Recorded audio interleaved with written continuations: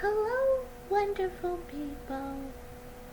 This brief video presentation is a supplement to my April Biomedical Artist LinkedIn newsletter, which focuses on the role of art in stress management.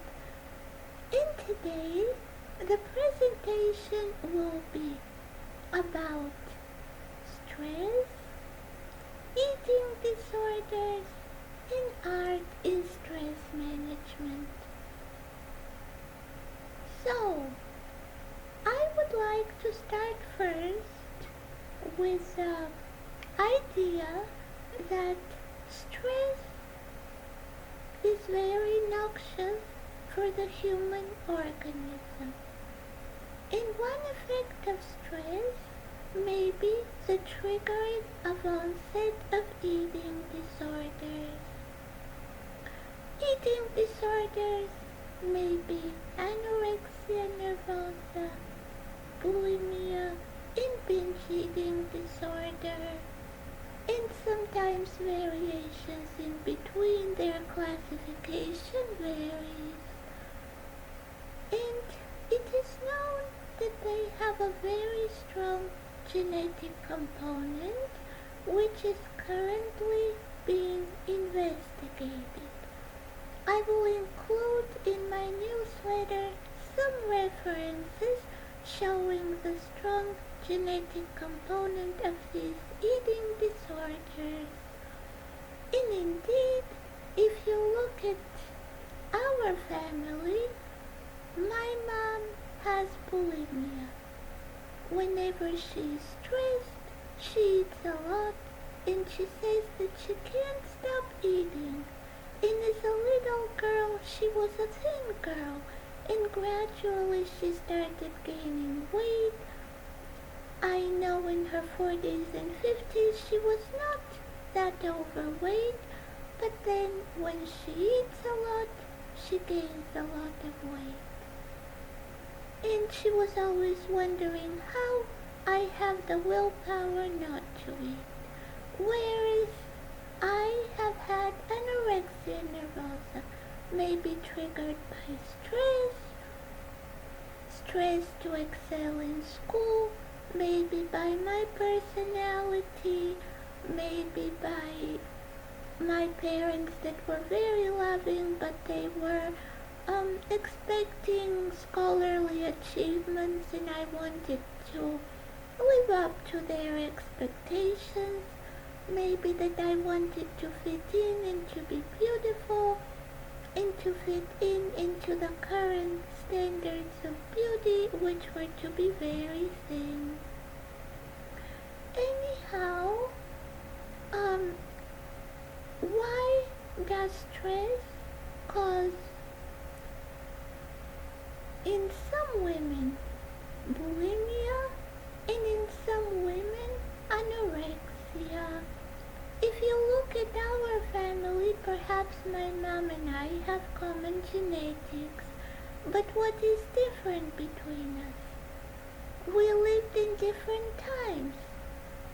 My mom attributes her bulimia to having lived as a girl, 9-year-old girl, in World War II when there wasn't always enough food. And now when she can afford as much as food as she wants, she always sees food as a reward and eats a lot. Whereas I have grown up as a teenager in the 70s and 80s, and I always had a lot of food at home, and my parents wanted me to eat, but I saw food as a punishment, and I wanted to be slim. And so these social, cultural, family factors perhaps to a certain extent attribute to the differences in the eating disorder. In my case, the anorexia; in my mom's case, the bulimia. But there also might might be different genes.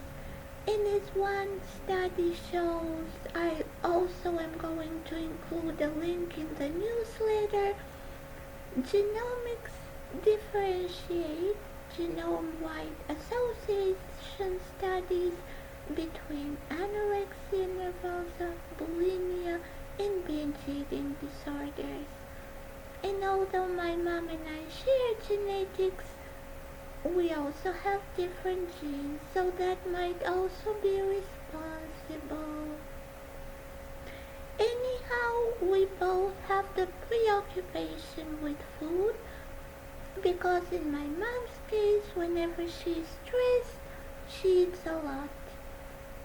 In my case, I might be hungry sometimes, so there is the preoccupation of food, but I want to satisfy my hunger, so I cook and I think about food, but I like to offer the food to my loved ones and friends, and just cooking and seeing them eat satisfies my hunger. I know it's strange, but for me that's what used to work. Now I don't have an eating disorder anymore, I think, but still eat a little. And I'm going to include another article from Nature Neuroscience about eating disorders and how animal models are developed. However, unfortunately, I think that the animal models cannot account for these differences in humans, such as the desire to be beautiful and thin, or the social cultural factors. So they might help us to answer the genetics, but there is more beyond genetics. There is also the personality. My mom and I have different personalities. Even I believe in the zodiacs. I'm Aries, and she says I have amazing willpower. Therefore I'm wearing a red dress, whereas my mom is Taurus. And she likes to feel more grounded, and I think that a lot of food helps her to feel more grounded. It's not very scientific, but I think there is some reason in the planets, in the zodiac that we are born in. And so how to develop treatments for such disorders which are very complex. Many genes are responsible for eating disorders, also socio-cultural factors, other comorbid conditions. It has been found cognitive behavioral therapy helps a lot. And so here comes the role of art in treatment of these disorders and in the prevention. For example, ballet, which I love to dance. Yes, it is known that sometimes ballet dancers starve themselves just like I used to do. Now, I don't think they do this anymore because there is more knowledge and awareness about anorexia and the dangers. But I think art is very helpful because it makes you feel beautiful when you dance. It gives you confidence, and the movement is a form of reward, and so you feel happy and satisfied, and you can't eat so much. And if you have bulimia, if you dance ballet, you will be forced to eat healthier. Or if you love painting, and if you paint a picture and you channel your emotions into your picture, then you might not have the desire to eat so much, or if you have anorexia, you might gain more confidence and become more calm, because anxiety is often comorbid with eating disorders. This is just an example. Other forms of art, such as music or other forms of dancing, might be very helpful. Of course, pharmaceutical companies are working on developing treatments for these disorders, but they are very complex and it's very difficult to do this. And I think, from my experience, that in order to develop treatments, one would have to have a very individualized approach, because the biological mechanisms will likely be very different between individuals and will interact with social and cultural factors, just by looking at my mom and myself.